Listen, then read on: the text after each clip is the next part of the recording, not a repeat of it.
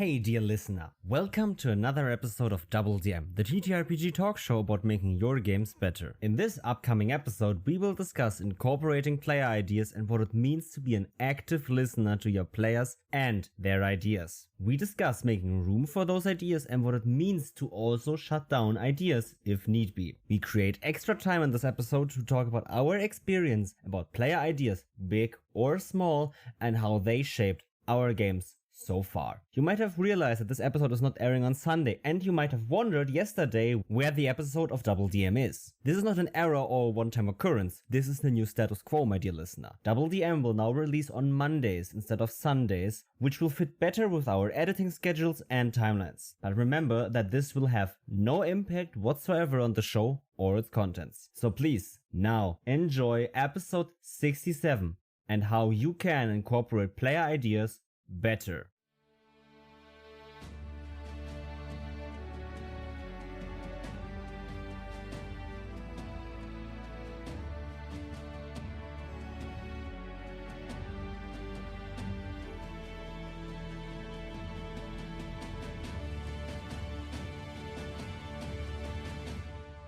Hello and welcome everybody to another episode of DoubleDM. I don't know why I'm speaking so wrongly, probably because I'm sleep deprived as fuck. I am your host Emil, and with me today, as usual, I have Niels. How are you doing? I can't complain. I had enough sleep in comparison to you. And I'm drinking a lovely cup of coffee right now. So I can't complain, really. Coffee is still the most disgusting thing on this planet.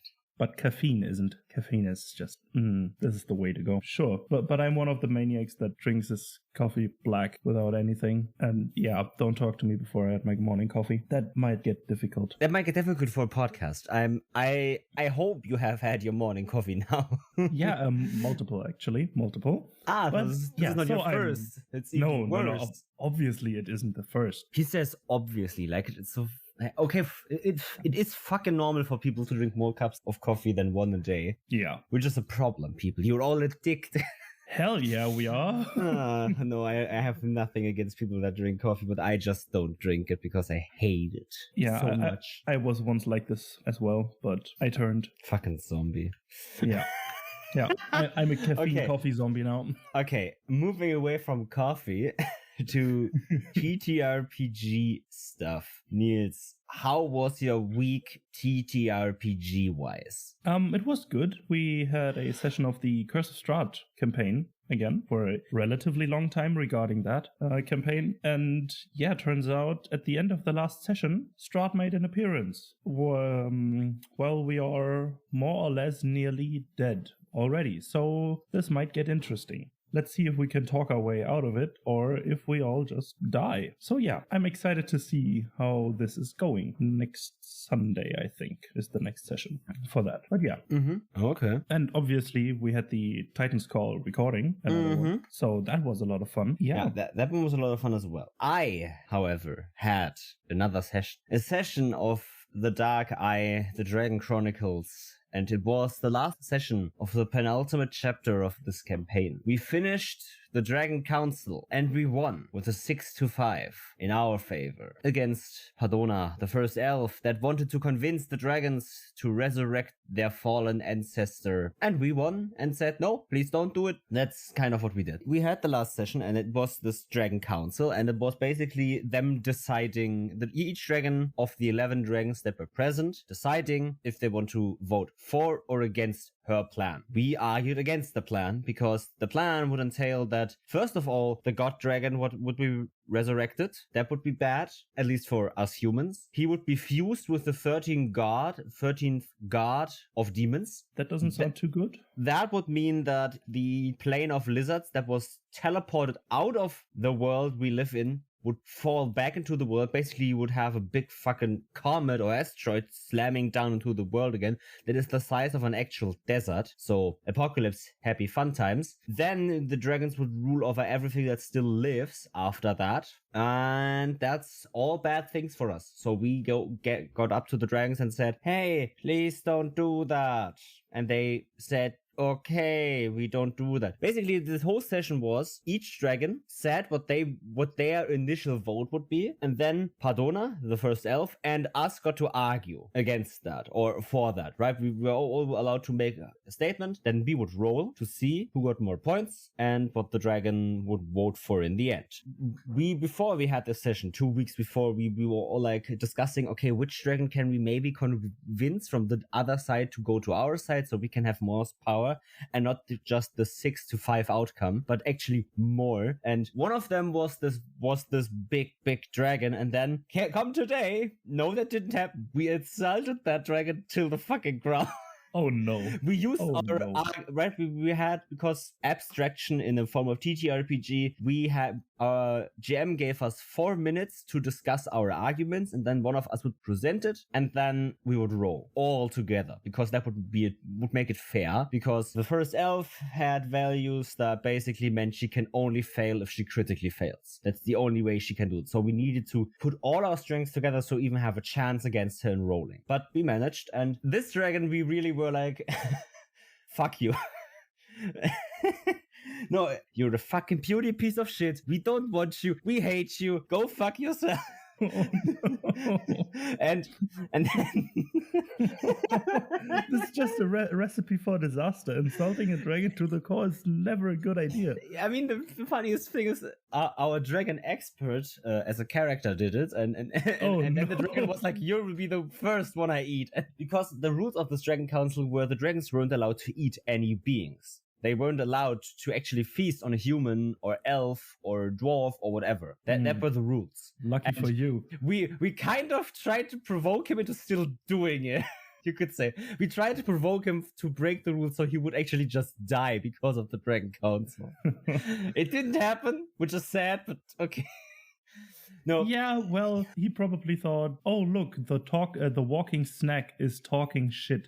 You have to realize that this is the dragon that is actually scared of us. The only one that is actually scared of us. Okay. Because we have Dragon Slayer weapons. Okay. And he was the only one of these dragons that has actually nearly died by Dragon Slayer weapons. So he is scared of us because we can actually slay him, and he knows that. Okay, then insulting him makes a bit more sense. But I think I've never laughed so much at the table. And then it got to the final dragon, the biggest, the strongest of them all. We had good relations with this dragon before. And then one of our players rolled a critical failure. Oh no. We didn't have enough points, as long as Padona in rolling wouldn't lose some points. We had a good stance because he was actually against her. So she had a -10 to everything. Mm-hmm. In this system, with her values, that still allows her to roll pretty well. But barely. This dragon was on our side. And we needed that. Oh, damn. That sounds like an intense, fun session. This session was just this council, just these decisions. 11 dragons. And for each we took maybe 10 minutes or something. I don't know how we got to 4 hours, but it was intense. It was fun.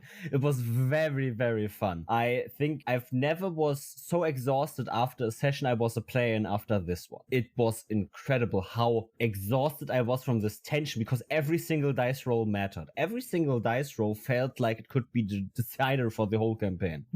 Damn. But as long as you had fun, all the exhaustion is worth it, at least in my opinion. Yeah, pair that with 4 hours of sleep today, it isn't really worth it. The session was worth it, but the exhaustion isn't worth it. Gotcha. I also have a session coming up on Sunday. My players are gonna enter a dungeon, and we're gonna have not a dungeon crawl, because I know my players don't enjoy those that much. So we're gonna have just I think it's not even a 5-room, it's a 6 or 7-room dungeon, right? But it's a huge dungeon, so they can explore and get the lore they want and everything. But it's not gonna be a dungeon crawl, because I know my players really do not enjoy that. So they're just gonna enter a normal dungeon, and gonna be a few rooms, 1 combat or 2, a little bit of exploration, a trap or 2 or 3 or 4 or 20, and that's it. Whatever is in a dungeon anyway. So yeah. No, it's gonna be fun. I just have to prep that today and tomorrow. Got it. I have a session coming up in 2 weeks that I'm running. I have a bit of downtime now for prepping, which I will do probably the day before, as per usual. But I made some props with some aged paper and some letters and stuff that might or might not tell one of my players that his long-lost grandfather resurfaced, but is now in captivity with some vampires under the fear of his life. So yeah, that might entice them to go somewhere. We'll see. Maybe. Yeah, but I'm excited for that. Perfect. Yeah, because actually one of those vampires is one of the henchmen of the big bad of my campaign. Interesting. Tactical advisor, or one of the tactical advisors of the big bad that tries to reawaken the dragon race that was sealed over 1,000 years ago. No, that's interesting. So that's a vampire. Mm-hmm. Wait, which level are your characters? Are they equipped to fight a vampire? Not yet, but the travel there will get them there. They're close enough. So they can start their journey, and then when they reach it, they should be equipped to fight that, unless they decide otherwise. But that's their choice. Okay, nice. Okay, well, I don't have anything else to talk about, so we can jump right into episode 67 about player ideas. Yeah. So we will hear you all after a quick break.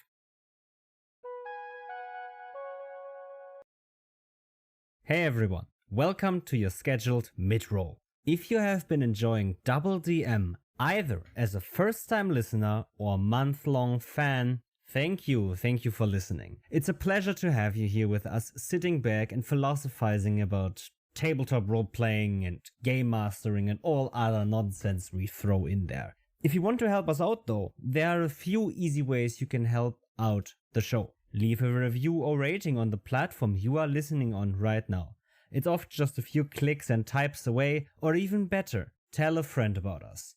Spread the word about our show and how it has helped you or might help someone running their games. If you've listened to our episode on character creation or our episode on villains and think, hey, this would be a good fit for my friend that has some questions on that, send them our episode. Maybe they like it. Maybe they will love it and become our new fan and you have someone to discuss the show with. Trust me, creative dialogue is one of the best things you can do. It's why we do this. Okay, anyway, enough of me. If you are another TTRPG creator and want your product, show or project featured on the DoubleDM podcast right here at this point in time in the episodes, contact us on Twitter. We have paid advertisement slots as well as promo swap spots open for creators. Okay, that was the mid-roll, everyone.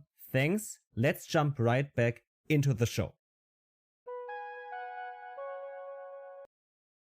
And with that, welcome back to the episode. Today we are talking about player ideas. So, Emil, first of all, what do we mean when we say player ideas? What do we mean by that? Anything your players come up with that has any impact whatsoever. I know that doesn't sound like much, and now someone would think, why is that even a topic to talk about? Well, we're talking especially about player ideas that you as the DM did not plan for or prepare for in any way, especially how to encourage your players to get to specific ideas. This is more about enabling creativity in your players or working with the creativity of your players. We talked about it with Derek in one of our episodes from DMDM Studios, where it was about letting players impact your world, letting your world be a place for your players to actually be part of and influence. But this is also about not just about the world, but about characters, about plot lines, about everything in your world and in your games, that player ideas should have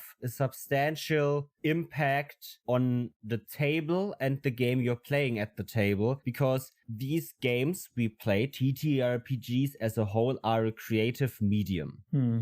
They are not a movie or a TV series that you just watch for entertainment purposes. The entertainment of TTRPGs comes through the creativity you have and the aspect of rolling dice in the game and all of that stuff. But the aspect of entertainment for TTRPGs, for me especially, comes through the creativity that I get to express and experience from other players at the table while playing these games, while making up plans, while doing some cool shit with my abilities on my character sheet, or just the creativity in the world that we explore from the GM. And I think that's where player ideas come in. These ideas that they have are the first step in actually doing anything in the world. If a player uses their abilities, they had an idea to use that ability for a specific purpose first, right? The idea is the first step in that creative process for players. success. So that's why I believe that talking about these player ideas or generally ideas at the table is pretty important, even though it's pretty self-explanatory what to do with them. Yeah, because it kind of all links back to player agency in a way, because this is a way you can give your players agency, like we talked about already. Incorporating their ideas or listening to their ideas and having them impact the game itself, not just the world or the story or the game as a whole, is a great way to support creativity, boost the creativity of others, enable this, and have a lot more fun at the table, at least in my experience. So how can you incorporate ideas? Or first of all, I guess we should talk about how to get the ideas you want / need / your players, or how to entice your players to have creative ideas. So the thing about creativity is it can't be forced. You can't force someone to draw a painting. You can't force someone to write a story. Sure, deadlines might help, and I know there is a ton of people out there, especially me as well, that work incredibly well with a 2-hour deadline and have to do something. For one of my sessions recently, the session I had 2 days ago, Vampire the Masquerade, all of the prep for that came on this day of the session, starting 8 a.m. till we played at 3 p.m. That's where all the prep happened for that game. All of it. Because I had nothing to do that day anyway, but also because I knew it would make me do the prep I have been putting off for the last 2 days before for different reasons. And yeah, that's theoretically one way to entice creativity, but it's not a given. No one works the same in that regard. Everyone has different mechanisms in their brain or different ways their brain work that just don't make it easy to entice someone to be creative. But there is one big step in allowing players or encouraging players to have ideas and have ways that aren't necessarily intended on the sheet, for example, on their character sheet, to use in D&D. Spells in a way that isn't normally described for the spell. One of my players, I don't remember exactly what they did, but they started using a combat spell for utility. And I was like, okay, cool, let's do that. I will work with that, what you give me. And yeah, it ended up to be a very cool moment because the player got to do something that isn't intended by the game, which is something players enjoy gaming the system they are in. Players enjoy that sort of stuff when they are allowed to do something that the rules normally forbid because it makes them feel special. And that's okay. Also, I'm not saying that you should let that happen every time. The game rules are there still for a reason. If you disregard every rule at every occasion, then I can ask the question, why are you even saying you're playing the game? You can just say you're playing make-believe with dice. Yeah. That's fine. I don't have a problem with that. But if you say you're playing D&D, I expect you to at least stick to D&D for 90% of the time. Yeah, I think breaking the rules in this regard needs some sort of grounded idea that it could theoretically be possible in the confines of the rules with maybe a different type of with a different spell or a slight alteration of what is already there.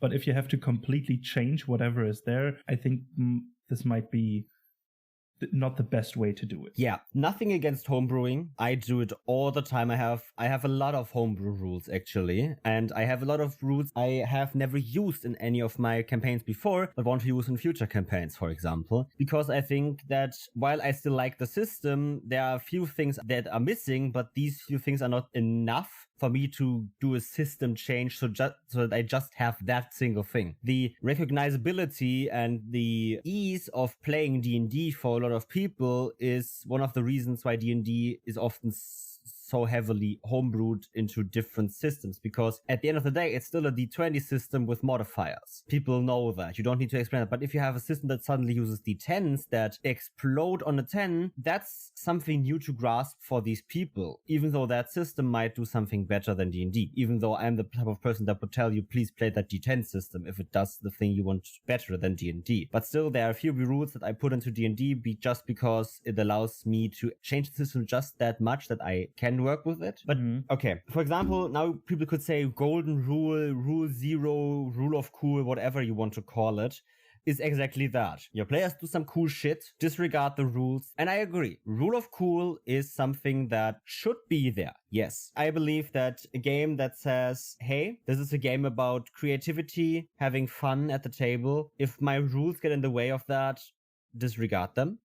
That's okay. But I think oftentimes rule of cool is taken as I can disregard everything I want for the sake of coolness and fun at the table. And I disagree there. Yeah. I'm not saying hinder your fun at your table. I am saying rule of cool is not made so you can just disregard the system and just call it D&D even though you're using D10s all of a sudden. In D&D you use a D20 to roll skill and saves. And if that isn't the case anymore, why are you playing D&D? Rule of cool means if there is an occasion where my rules do not apply or when my rules aren't specifying anything, just do what you think is best. That's what rule of cool actually says. Sure, most of the times where people use rule of cool is where the rules don't have a complete direct ruling on it, so it works. But often my players need to roll an Arcana check, but I feel like they only need to roll, they should be able to roll a D100 to see it. No, that's not what this is. You can't apply a rule of cool to that. That's just not what rule of cool is supposed to do. It's supposed to just say, my rules are bendable because it's for fun.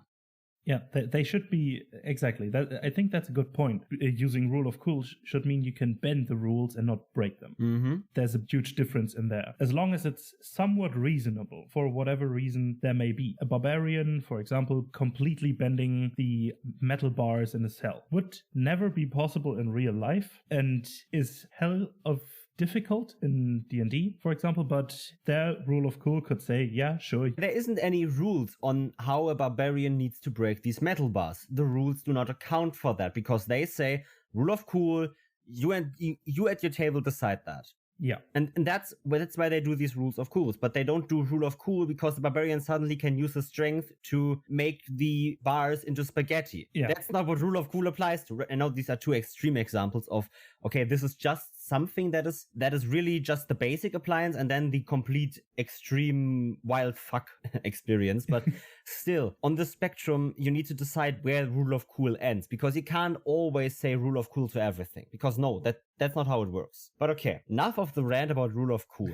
Going back to enticing people to be creative, enticing your players to do weird shit, to do fun stuff. And that's where bending the rules comes in. If you show your players that bending the rules just this little bit is fine, they're gonna start thinking outside the box, the rules set of the game. And sometimes that's needed for them to get creative. They can 100% get creative within these rules, 100%. But also letting them know that this box, that they can actually step out of this box with enough reason to it, allows them to be more creative, allows them to think about everything they have on the character sheet in a different way instantly. Because now they know, okay, this second wind says I get to roll that many hit die to gain new HP. Hey DM, could I use second wind maybe instead of using my hit dice, just can I use it to get rid of this disease I have? That's something that I would as a DM think about. Maybe I would allow it. Maybe just in that one instance, maybe it just applies to certain things, but it's outside the rules. But it's a thing that I would say some DMs would say yes to, some DMs might say no to, and that's where rule of cool comes in. Your table decides that. And that's where you can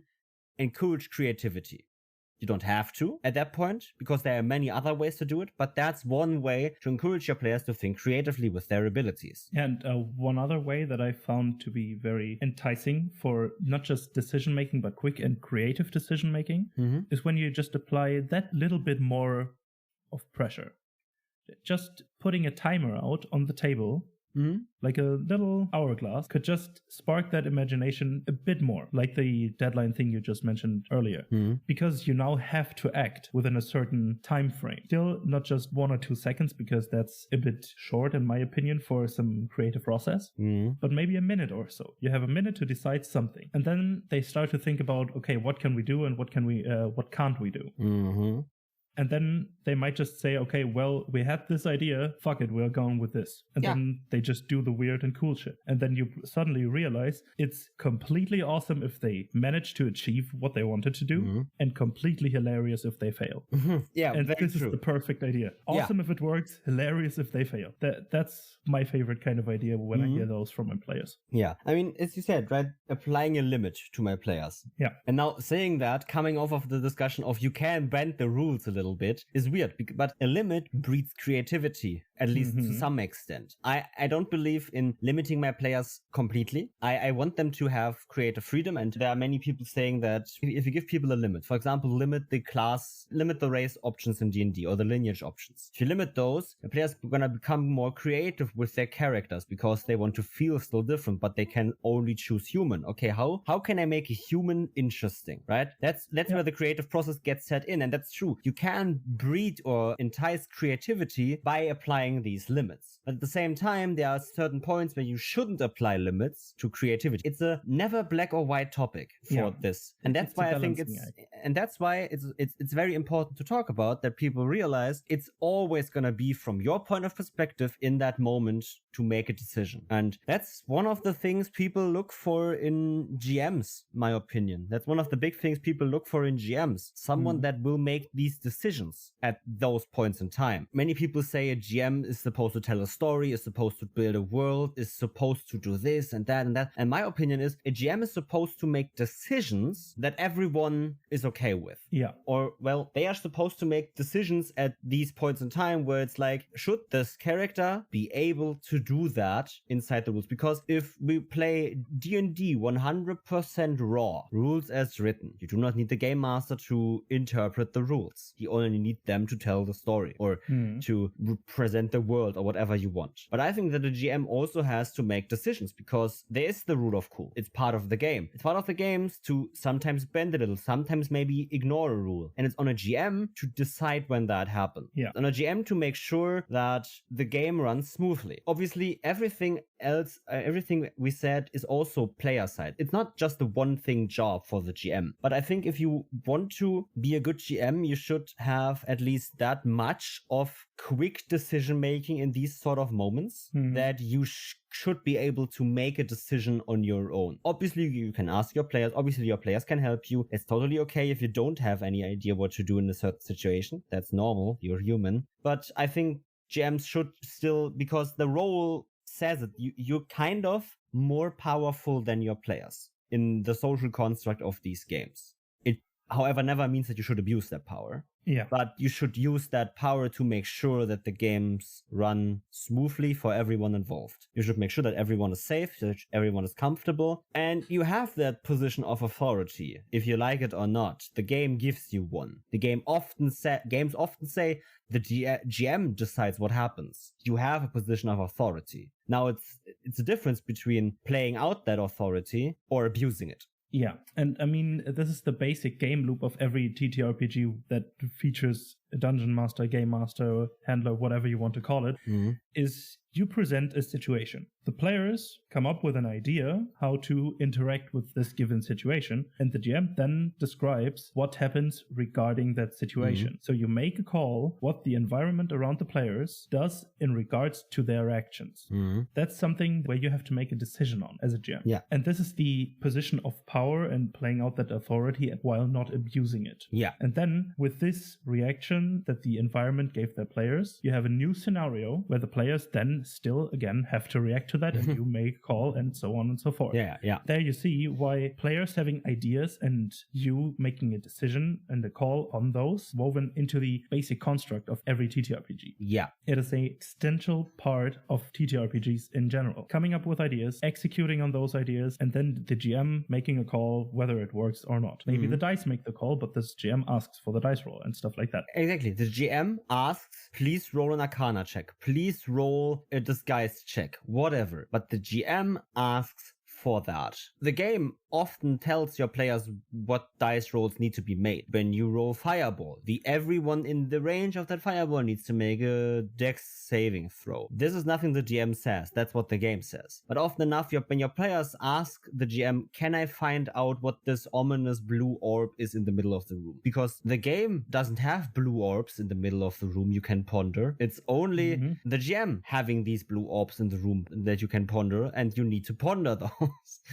Yeah. Okay, but going back to the ideas, and we talked about it, how you can support them, but obviously, if it hasn't been made clear yet, you need to support your players in creative ideas. That doesn't mean that you need to support every single idea they have, but you need to support them in getting to those ideas, because it's just so important to the gameplay loop, like Neil said, to have ideas, to the creativity these games work off. These games only work with creativity. So you need to encourage them to be creative. And sometimes it means outside the box, sometimes that means inside the box, and you need to decide what happens when. Also, I believe that we talked about it in improv and improvising and all of that stuff. Yes and no but are the most important ways to give your players a feeling of creativity, that their ideas matter. If you say your idea is cool and this also happens because of it, right? You roll an Arcana check, you realize this orb is a magical glowing orb. Okay, I touch it. Okay, yes, you do, and that happens. Or no, but your Arcana check tells you that touching it would be a bad idea, but you could touch it with a stick or whatever. That would, after your knowledge, do this. So those two ways allow your players to still do what they wanted to do, touch the orb, but in a way that adds to that shows them that their idea mattered to you and that you build upon that or build with that. Yeah, and the same principle applies to the player side, because the yes and no but advice idea helps to further increase creativity between players. If someone just came up with an awesome idea and you say, yes, and I can do that and that. Yeah. This just further encourages everyone to have interesting ideas. And then after all of this, they made a plan. And then the GM says, hell yeah, this is an awesome idea. Let's fucking do it. It will be fun either way. Yeah, 100%. And then this just entices everyone to just come up with weird, interesting, fun, exciting, awesome, powerful ideas that can just then elevate the game to that much of a higher level. 100% agree with that. I feel when you want to entice your players to have any kind of idea, one other way I do it is by showing my players how I come up with ideas sometimes. Because especially with newer players, to either new systems or new to TTRPGs in general, they can be pretty scared of the game, actually. And you need to make them comfortable, right? We talked about that with Ali from Dice Up Revolution, that comfort is one of the most important parts for us. And that's one big step for these new players. You need to get them comfortable so they can actually be creative. And I feel showing them that they can be creative is very important. And how do you do that? That's a difficult thing to do, in my opinion. But just what I like to do sometimes is do something as a GM or through an NPC as a GM that is not exactly 100% defined by the rules, but is still done in this way. Through the rule of cool, for example, now as the GM or as an NPC, that just gives the hints to players that, hey, I can do stuff that is not precisely written in the book. And then they might start to think, okay, what can I do with my stuff that I have? And then just tell your players that they can ask questions anytime. For example, could I do this and this with this ability? And then you can discuss that. And then you say, okay, whatever you think about, let me know, and we can work out if this is an idea that could work, that could be done, or whatever. That's something that I do to encourage ideas, but it's hard I'm not the best at encouraging ideas for newer players. One idea I always have is, when I have new players at my table, I try to never have only new players. I try to get someone experienced with the system or with TTRPGs at least inside the game. I tell that player, you're here as my backup. You're here as my second row person. I'm upfront with them. This is so these new players can get to know the beauty and the fun of TTRPGs. Help me with that. Be their guide. You shouldn't do the stuff when the adventure is pretty simple, go into this dungeon and do this, and they are standing in front of a door, and this player is like, okay, I know this door, it's one of the doors I have experienced hundreds of times, I just need to say the passphrase and all of that stuff, and the passphrase is probably encoded in Elvish on the doors or whatever.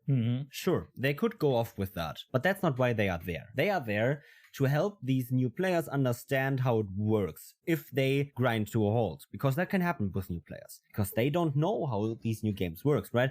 Yeah. It's the old joke of, oh, a chest, new player opens it, the old veteran player already has the sword grip because they know it's a mimic. Like, yeah, that's exactly what I want. I want my older player to let the newer player do the stuff they want to do, but help them in the moments where they need the help. So, for example, I have one player that shows the others how they can be creative, how they can do stuff. Also, that player is very good for explaining rules questions that players have while I narrate stuff, to sit next to someone and say, okay, you have this spell here, you need to roll this check, and this, you need to do this and this and this, and then you just have someone that knows how stuff works and that can show it to the others. And that's a good way to let them see how it actually works, because you as the GM for them are at a different position at the table. Yeah. Coming back to the position of authority you have. And there's this thing of when they have someone next to them that is in the same position as them and shows them how it's done, they will imitate that. But at the same time, that player shouldn't be the one that shows them how it's done right from the get-go. They shouldn't be the one to solve the riddle. They should be the one that knows how to approach the riddle as soon as the new players don't get any ideas. And then they show them how to get these TTRPG ideas. Okay, I look at my character sheet, I have this ability, can I use this for something here? Yes, you can. And then the other players go, oh, what do I have on my sheet? Oh, I have this and this. Can I use this as well? Yes, you can. Do it. And that's how you encourage that, in my opinion.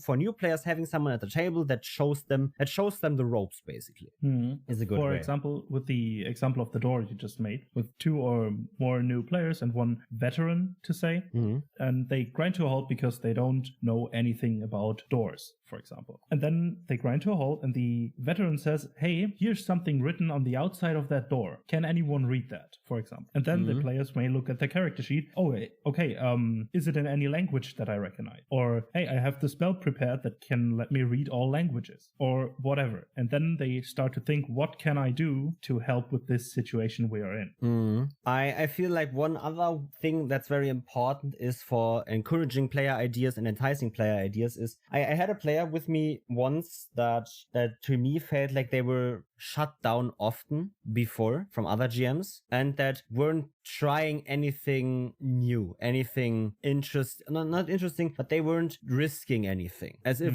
taking these risks on these ideas that they have was a bad thing. Turns out that person had a GM before them that shut down a lot of their ideas, and that every time they had an idea, sometimes weren't even listening to this idea. And I'm not saying listening, right? I can listen to what someone is saying while I still read on my phone, or while I read the rules, or while I prepare the next scene mentally, I can still listen to what they're saying, but I'm not actually listening. I think active listening is something that every GM needs to have in their toolkit, that they are skilled at. I'm not saying that you're not allowed to get distracted as a GM. Many GMs do sometimes get distracted and have to ask, can you tell that again? That happens. That's just normal. Sometimes you get distracted by something. It's 4 hours of a game where you have to be at high concentration most of the time and be on top of everything. Sometimes you get distracted. That's okay. But when a player explains an idea, for example, one of my players once had an idea of, I have a carpet, I have the rope of climbing, and I have the levitate spell. So I cast levitate on the carpet, sit on the carpet, use the rope of climbing to pull myself from tree to tree, because the rope of climbing can tie itself to the tree. I am flying, so I can basically clear this minefield that way. And that's a cool idea. But at every step where they're like, okay, I have a carpet, and I was like, you have a carpet. And that's active listening. I am giving them feedback that I'm actually hearing what they are saying, which entices them to keep going. It tells them that I am invested in what they are doing. I want to know what they want to do. I want to know how they think it works, and I want to do that. And sometimes when they're finished, I'm like, okay, but we need to talk about that a bit more. We need to discuss this point. How do you intend that to work? How do you think that could work? How do you plan to do this? And what happens if this? And that shows my players that I was actively listening to their plan, and that I respect and value every idea they bring to me. And this kind of leads to, from active listening to active thinking while you are actively listening. This is something that might be hard to do at first, or it might sound weird at first because you have to actively listen and give feedback that you are listening while still thinking on how can you incorporate this into your next scene. This is something that you as a GM need to do because, hearing that idea might not do you any good if you don't know or if you don't think about how you can incorporate that idea. Because that's the basic game loop. You get an idea, then you incorporate it and give the players the reaction of the environment.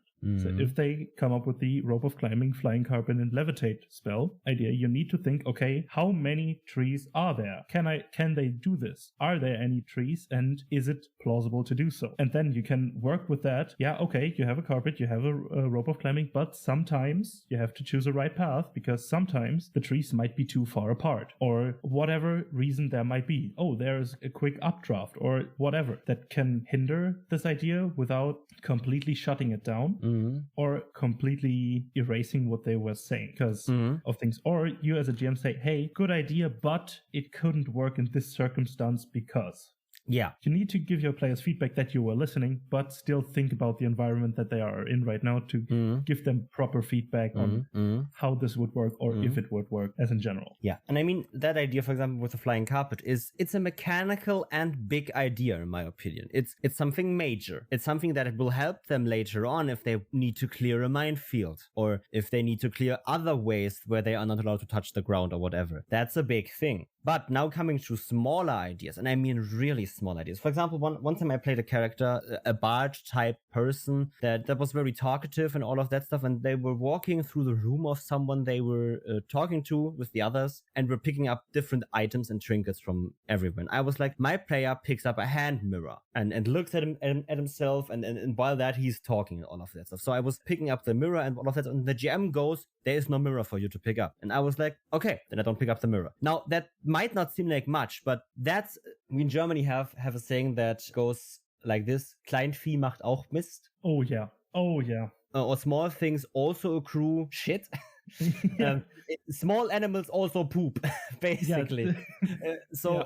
What this means is just that this hand mirror has no consequences in the world, the game, or the talk whatsoever. It's just my character, me playing out my character. This character walks around the room and is kind of distracted from the person they are talking to, but they are in the conversation. But while they are doing that, they're looking at hand mirrors, picking up a fork or a book or whatever, right? But the GM going, there is no hand mirror for you to pick up, goes, I am instantly shutting down your character. Even though that hand mirror has no consequences or impact whatsoever on the scene, aside from my character looking at himself in that mirror. And I do not understand why GMs do that. I understand, for example, if I'm saying I'm picking up a skull or something. In a normal commoner's, in a farmer's house, I'm not picking up a skeleton or whatever. Because I can understand that shutting down, because that's just not there. But I pick up something so mundane that it doesn't matter to the scene. You don't need to shut me down on that. It just shows me that your vision of the scene is, I am unable to change your vision of the scene. I am unable to do something in your scene that you did not want me to do or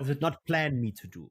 As a GM, you shouldn't be too rigid in your vision of a scene to exactly incorporate those small ideas, because if there wasn't a mirror planned in that scene, then a player saying, I pick up a hand mirror that's lying around, sure, go for it. Or if it might be a magical item that might help the character where they are just communicate with other over great distances, they can say, excuse me, would you please mind not touching that? Something like this. You can use whatever the characters come up with to maybe even play out the NPC a bit more.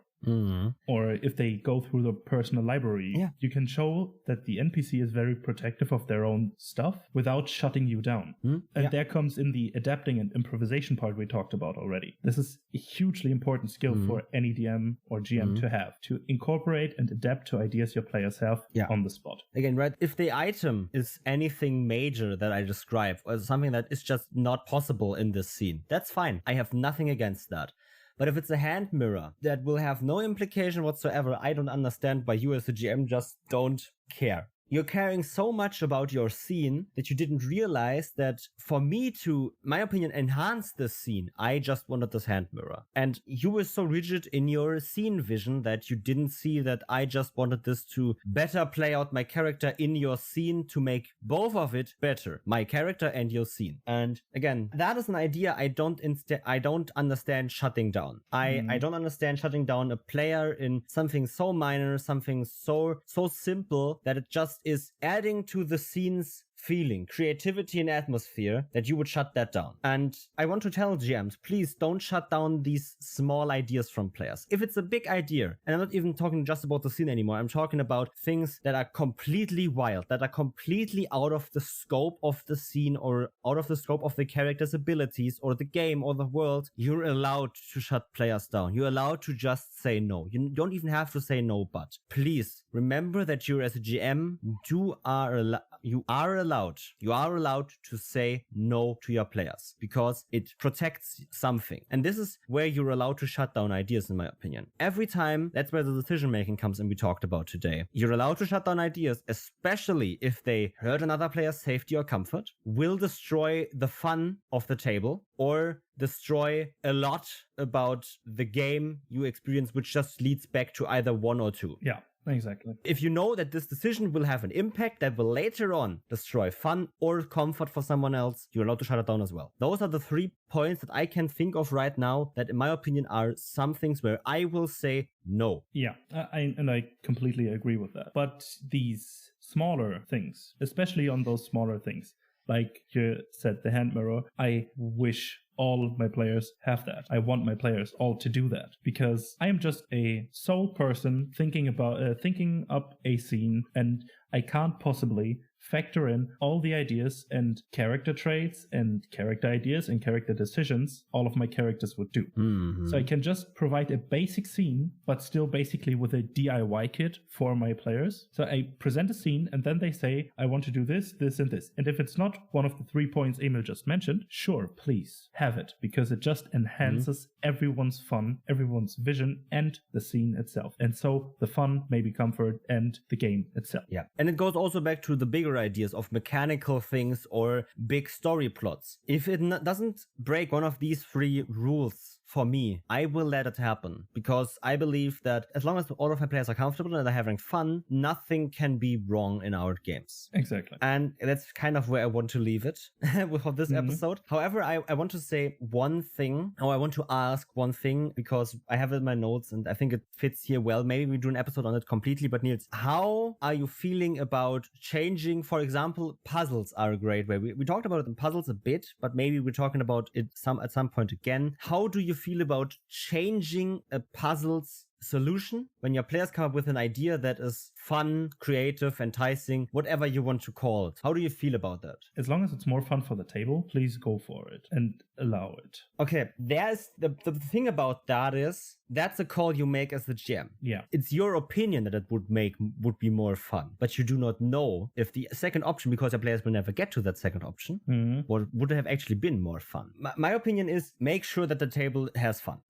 Yeah. Obviously. But you can't quantify fun. You cannot quantify that by the amount of laughter the idea gets your players have, even if it's the right one or the one that you make the right one. But if the idea is fun and you believe that your idea, for example, if your players have been at this puzzle for an hour and you know that they are nowhere close to the idea to the solution you actually planned, and they have a very good idea that leaves everyone in high spirits for it to happen, then yes, make it happen. But that's again, it's a decision you make as the GM for your table. That's why we talked about you need decision making. You need to be able to make these decisions. That's the role the game gives you. You're a decision maker. You're a planner. You make decisions for the table. Sometimes that means making decisions that have no right answer, because a lot of people will make different decisions in that moment, or will choose either option at these points. Yeah. So I know that this question was kind of a trap question or a trick question for you, Niels, because there is no right answer to this. Some people will say always take the answer you prepare because it will be the most right feeling one. It will be the one that is the actual solution, so it will fit the best. Others will say, I just want my players to have fun. As soon as they have a fun idea, we go with that. Others will say, I will just make sure that my players don't get bored by this riddle. And everyone falls in different categories. But people, when you come into this situation, remember that you cannot make a wrong decision, except if you break one of the three rules of, is it either, are you destroying fun or comfort, or will that destroy comfort or fun later on? Yeah. As long as you don't break anything that, your decision cannot be wrong. Yeah, and I feel like to that question that you just asked me, 100 people have 100 different answers because it's different for everyone. It might just be nuances that are different from each other, but there will always be different answers. They will have different processes in thinking about it. And that's why, so to recap, you have player ideas. Play with them, encourage them in one of the many ways you can see for your players. Again, 100 people will have 100 different answers to how to encourage this specific player to get some ideas. Others will limit options, others will open up more options, others will tell them to bend the rules or give them a time limit or whatever ever you can think of. But try different approaches. If you're GM, try different approaches to entice your players to have creative ideas. And one big thing that you need to do is actively listen to your players to be able to incorporate this, to incorporate any type of ideas. And don't be afraid to change your vision of a scene to incorporate those ideas. Don't be too rigid in your mindset of basically nearly everything in TTRPGs to make a more fun experience out of it. But also be rigid enough to have the authority to shut down ideas when you have to. Exactly. It's kind of a balancing act that comes through experience. Just do it and you will get better at it over time. No question about it. There's no doubt about it. And with that, you can follow us on Twitter and Instagram at DoubleDMPod. You can visit our website at www.doubledm.com. We also have a Ko-Fi if you would like to donate. And please, if you enjoy the show, rate us on your favorite podcasting listening platform. It really helps the show out. And with that, thanks for listening. Hear you on the next one, and bye-bye. Bye-bye.